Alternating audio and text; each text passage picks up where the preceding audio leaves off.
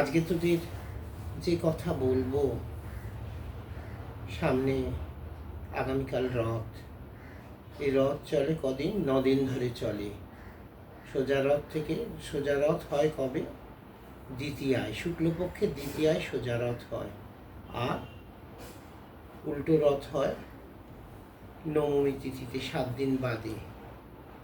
এই রথ সম্বন্ধে অনেক কিছু বলার আছে। প্রথমে বলি, দ্বাপর যুগে জন্ম নিয়েছিলেন শ্রীকৃষ্ণ।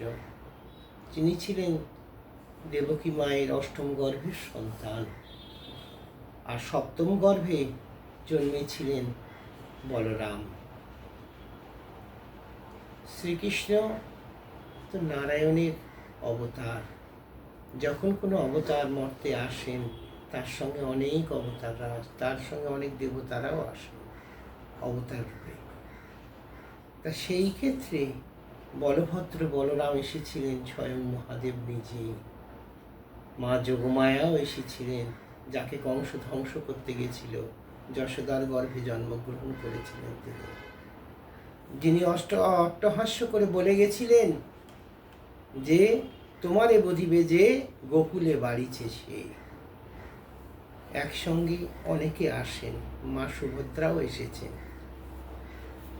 সেই দ্বাপর যুগের কৃষ্ণ, বলরাম আর সুভদ্রা আজকে নীলাচলে পুরীতে আমরা জগন্নাথ বলভদ্র সুভদ্রা। আরও একটা কথা তোদের জানতে হবে, যে শ্রীকৃষ্ণ যখন চলে গেলেন, তোরা কেউ জানিস না তার হৃৎপিণ্ডটা যমুনায় ভেসে গেছিল। সেই হৃৎপিণ্ড বিশ্বকর্মা সমুদ্রে ভাসতে ভাসতে এসে আজও সেই হৃৎপিণ্ড বর্তমান পুরীর জগন্নাথের বক্ষে। আজও হৃৎস্পন্দন হয়ে যাচ্ছে। তোরা অনেক কিছু জিনিস জানিস না। তোরা পুরী বেড়াতে গেছিস, অনেকে 8 বার, অনেকে 10 বার, অনেকে 12 বার গেছিস, কিন্তু পুজোও দিয়েছিস, জগন্নাথকে অনেক সম্মানও করিস, কিন্তু জগন্নাথ সম্বন্ধে তো তোদের কিছু জানার আছে, তোদের তো কিছু জানতে হবে।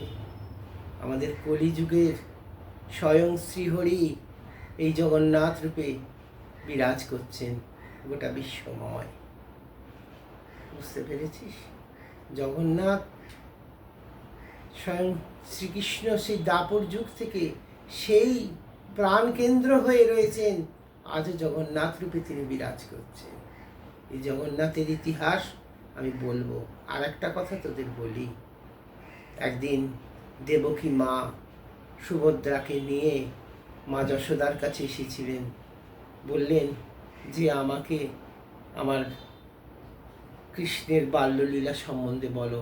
যশোদা মা অনেক বললেন যে ওইটা শুনতে চাইবেন না আপনি, কিন্তু তাও মা জোর করলেন। তখন মা যশোদা বলতে শুরু করলেন, আর মা সুভদ্রাকে বললেন তুমি দ্বারে থাকো, দরজায় প্রহরায় থাকো, যেন কেউ এই কৃষ্ণের বাল্যলীলা শুনতে না পায়। তা তখন সুভদ্রা ও মা যশোদার মুখ থেকে শুনতে শুনতে বিভোর হয়ে গেছিলেন।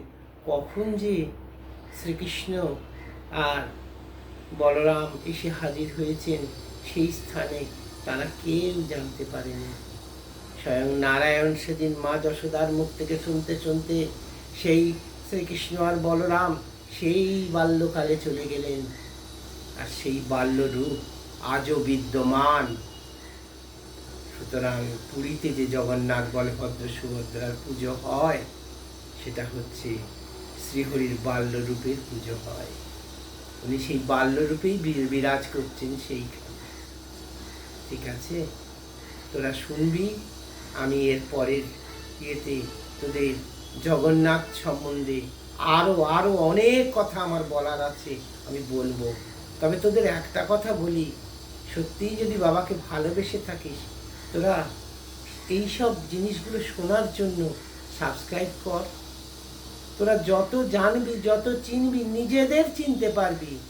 আমার নতুন করে জানার চেনার কিছু নেই, আমার পাওয়ারও কিছু নেই। সুতরাং এইটা সবসময় মনে রাখবি, মাথায় রাখিস। ঠিক আছে? ভালো থাকিস সব।